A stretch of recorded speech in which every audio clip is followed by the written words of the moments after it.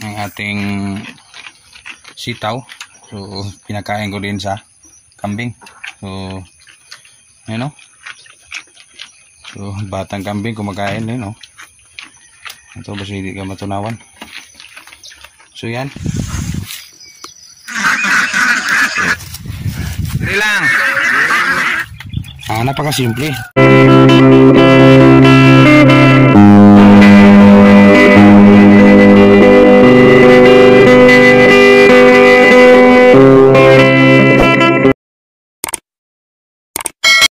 Sitaw afternoon, mga kasakto. So mga kasakto, nandito tayo sa ating ilalim ng ating sitawan. So ngayon, nagpipitas tayo ng ika 16 harvest yung sitaw. So ito. So again, still mura pa rin, 20 pesos, 15 to 20 pesos ang ating farm gate. Sa ating sitaw ngayon. So alam nyo ba, kahit hindi mabili, nagsugal pa rin tayo ng sipag para kukunin to. Kasi sayang naman kung hindi makuha. Every 2 days yung harbisan. So ito. So yan. So at least yan.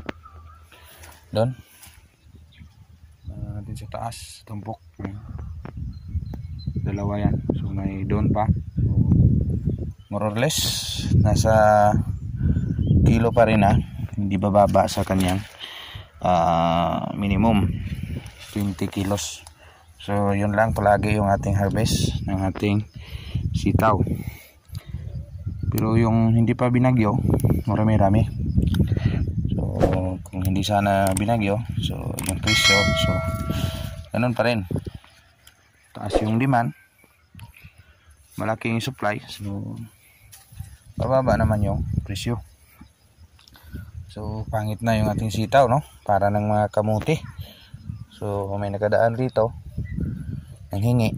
Tapos pag hingi niya, kahingi na siya. Sabi na siya, oh, yung sitaw mo parang kamuti na. So sige lang, doon tayo lakas ng loob yung ating tanim, sabihan ng ganyan, pero nagkahingi na, nagkakain na, wag lang gantihan. So yun ang pinaka best gawin sa ating pagtatanim kung mayroong mag-discourage. So after segregation ng ating sitaw, so pinakain ko din sa kambing. So you know, so batang kambing kumakain din, no? Ito basta hindi ka matunawan.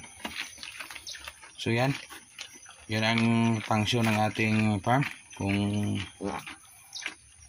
hindi mabili, so, si Marcos na kasi yung pangalan nito, guys, kaya si Digong nabinta na yon.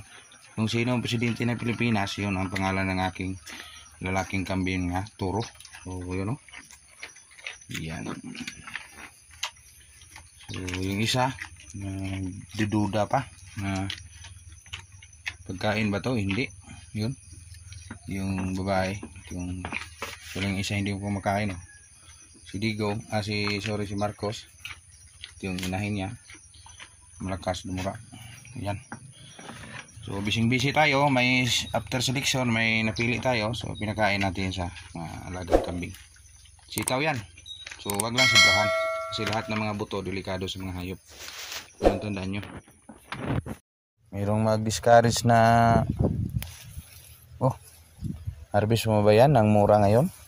Abunuhan mo pa ba yan? Insecticide pa ba yan? Ang mura ngayon. Yun ang laging sinasabi. Pero tayo suko, balag lang yung sumusuko, bumabagsak. Pero tayo hindi tayo babagsak kahit ano man. Babagsak ang presyo, babagsak yung balag. So hindi tayo babagsak yung ating sarili. Tibay ng loob, tibay ng puso, doon tayo malakas ng loob. So yan, Yan. Isa lang natin. Tapon-tapon lang. Kasi mag-isa lang tayo. Kasi kung maglilibor pa tayo, wala na tayong matira dito. So, ito lang yung kalakalan ng sitaw. Kung mayroong ma-harvest, harvestin nyo. Huwag niyong pabayaan. Yan, oh. Sus, wala na. Wala na. Kinain pa ng mga manok ng kapitbahay. So, hindi nila alam. Malaking gastos natin ito. So, sige lang. Kasi yung manok nila, malaga daw. Biyaan lang natin. Kasi yun ang ano nila. Yun ang kanilang alam. Pero di nila alam. Malaking gastos. Pahirap. Nagpahirap sa atin to. So, sige lang. God's blessings. Mayroon ding bumalik sa atin, oh. Kahit mura. Ma-harvest.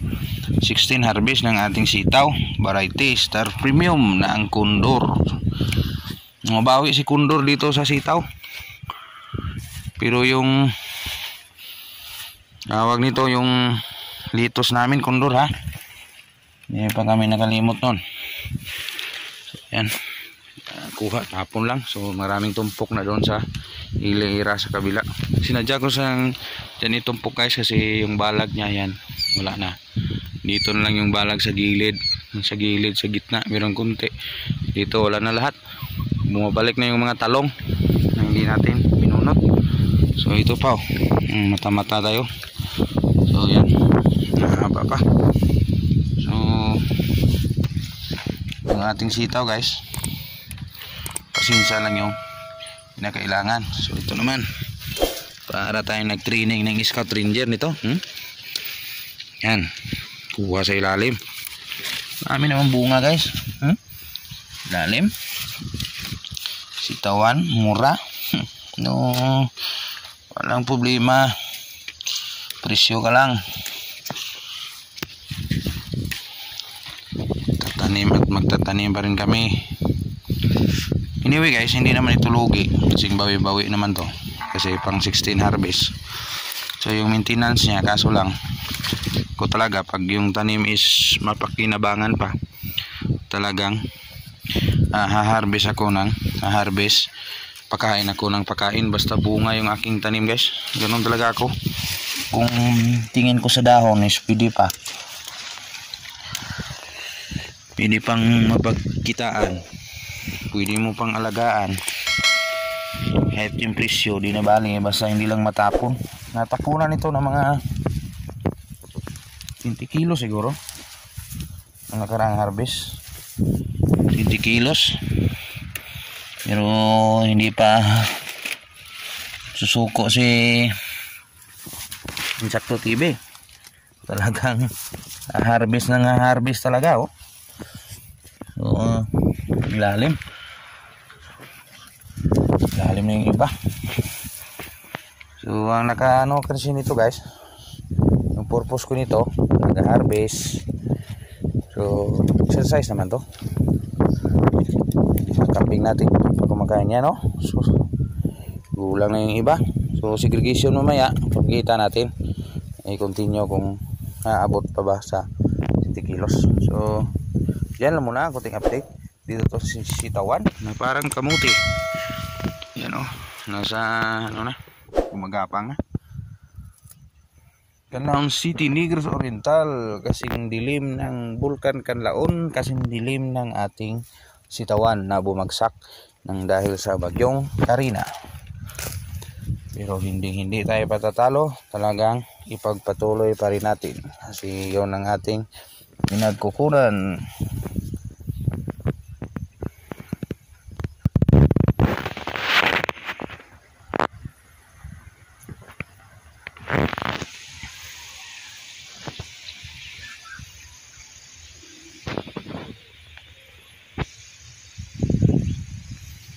A few moments later.